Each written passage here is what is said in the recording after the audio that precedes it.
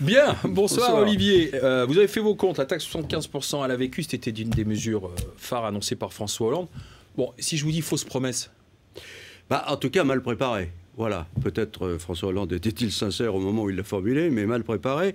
D'ailleurs, vous vous souvenez sans doute qu'elle avait pris par surprise un certain nombre de ses partisans, à commencer par Jérôme Cahuzac, qui allait devenir ministre du Budget, et qui se trouvait ce soir-là sur un plateau de télévision et qui avait été pris complètement au dépourvu. Et puis François Hollande, qui pourtant connaît bien l'économie et la mécanique fiscale, il avait tout simplement oublié qu'en France, l'impôt sur le revenu, c'est taxé non pas par personne, mais par foyers fiscaux, et que donc ça ne marchait pas son affaire. Et le Conseil constitutionnel, d'ailleurs, n'a pas manqué de le relever. Oui, mais alors, le Conseil d'État, qui dit l'administratif, en fait, lui, va plus loin. Il dit 75%, c'est confiscatoire.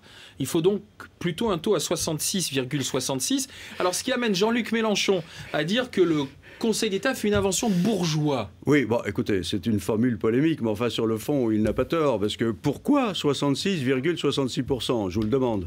Est-ce que vous pouvez me répondre? Vous ne le savez pas. Le Conseil constitutionnel, lui, d'ailleurs, avait été moins précis. Il avait semblé parler de 65% ou 67%, suivant les cas. Moi, j'aimerais bien connaître le mode de calcul pour définir ce qui est confiscatoire ou pas. Mais dans le fond, c'est une histoire qui devient une pantalonnade, parce que c'est vraiment pas cette taxe-là qui est importante. Pour la seule chose qui compte, c'est la relance de l'économie française. Oui, mais François Hollande et Pierre Moscovici l'avaient dit, on n'est pas dans un impôt rémunérateur, on est plutôt dans de l'acte symbolique, dans de la solidarité patriotique. Oui, sans doute, mais enfin, écoutez, convenez avec moi que c'est pas ça qui est important. À juste titre, François Hollande, qu'est-ce qu'il dit? Il dit qu'il veut relancer l'économie, doper l'économie, doper les entreprises françaises. Et le bon message, ça serait de montrer que toutes les mesures qui sont prises vont dans cette direction, que rien ne vient contrarier l'initiative, le dynamisme. Et la taxe à 75%, elle fait exactement le contraire. Elle donnera peut-être un sentiment de justice, ça fera peut-être plaisir, mais après, qu'est-ce que ça donnera? Elle ne rapportera pas un fifrelas,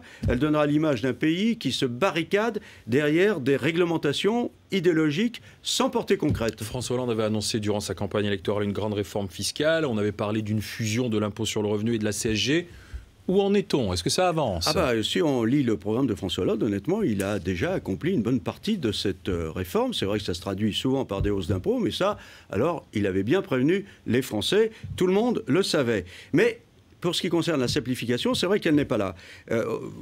C'est pas une plaisanterie. On a tous l'impression d'être cernés par les prélèvements de toutes sortes. Ça commence par l'impôt sur le revenu, on va jusqu'aux prélèvements sociaux, et on passe par les impôts locaux, auxquels on ne comprend d'ailleurs strictement rien, par la TVA, la taxe pétrolière, l'achat sur contravention, il y en a de plus en plus maintenant, pour faire entrer de l'argent, et en principe, pour seulement les plus fortunés, mais ce n'est pas tout à fait sûr, l'ISF. Alors, François Hollande, il n'est en rien responsable de cette complexité. Elle date des années et des années en arrière. Mais c'est vrai qu'on espère qu'il va nous l'annoncer, cette simplicité, puisqu'il l'avait promise. Enfin, simplification ou pas, ça ne réglera pas la question de fond. Olivier, l'État doit se désendetter, il a besoin d'argent pour assurer les services publics. Et ça, c'est ce que veulent les Français. C'est certain. Mais la bonne réponse, c'est quoi? C'est d'abord la simplification, et puis aussi la redéfinition précise des périmètres d'action de l'État.